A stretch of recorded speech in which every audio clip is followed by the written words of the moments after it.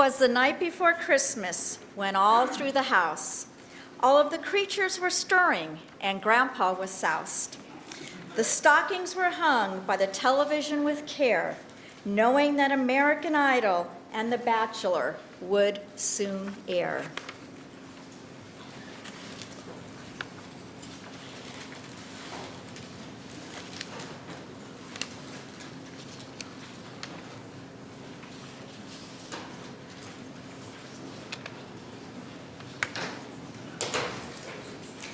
Mama wearing her kerchief and Dad in his Tennessee ball cap had just flopped down on the sofa for a night of on-screen pap.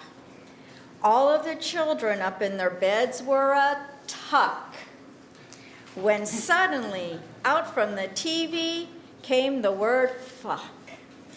Poor Grandma fell off her rocker, her false teeth were a-chatter. The kids all tumbled downstairs to see what was the matter. Oh my gosh, how in the world can this be? You most certainly cannot say that nasty word on TV. They ran out of the house on the new fallen snow, screaming, "Dial the phone, the Federal Communication Commission must know," when what on one of my favorite shows appears but a crass and indecent word that offends my delicate ears. With 5 crusty old commissioners so lively and quick, they knew in a moment their complaint most certainly would stick. The FCC knows the bad words that television should not exclaim.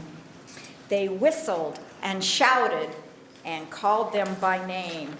Oh, damn it, oh shit, douchebag, bastard, and prick. Stupid asshole and bitch, and you're such a dick. To say these on the airwaves takes incredible gall. We vow to slash away, slash away, slash away all. And then in a twinkling, they're shrieking and freaking on cable news about how television goes about spreading bad family values. Wardrobe malfunctions, trysts, and blood sports abound.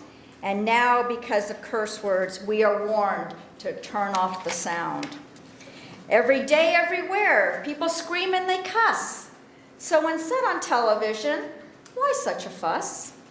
Writers script it, they say, because viewers will think it's so lame if characters don't curse, even when they're in terrible pain. The FCC said enough and decreed it would slap on a fine for every curse word uttered, and every time. Not so fast, bellowed NBC. If you don't like what you hear, turn off the TV. As networks before the wild hurricane fly, they met with an obstacle and looked for a very strong ally. So up, and up, to the highest court they blew, with an armload of documents and powerful lawyers too. The lawyers' eyes, how they squinted, their scowls, how scary. Their cheeks were sucked in, their gaze very starey. Their droll little mouths cried out, "The fines are no fair. Get the FCC off our backs," and the words stay on the air. The lawyers spoke not at all and went straight to their work.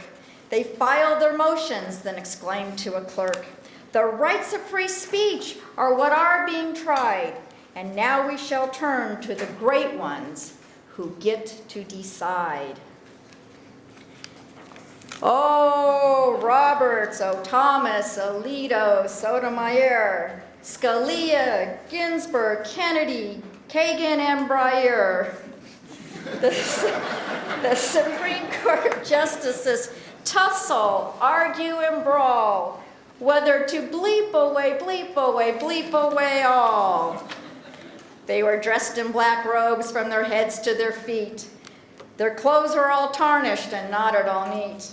A bundle of books they read front to back, looking for precedents on which to base their attack. The justices rule that they do not like what they hear, But what words are indecent? It's just not clear. The FCC does not reveal in advance, so the networks must guess. And such weak and vague policy just leads to one giant mess. The court exclaims, the fines cannot stand, thus the networks are vindicated. But they declare that expletives must be self-regulated. Conservatives scream, there is something wrong when you have to watch the TV with the mute button on. Concerned parents are fretting and frothing for restitution. Never mind what it says in the U.S. Constitution. They want something done for the years and the years that television kept putting curse words in their children's ears. When parents grouse about the ruling, they clench their jaw. They blame Hollywood liberals, and it sticks in their craw. Those on Fox News pronounce it all very smelly, that any profanity, even one word, is allowed on the telly. The FCC and goody two-shoe viewers continue to bristle.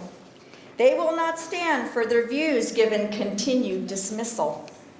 It's not over yet. They promise to keep up the fight.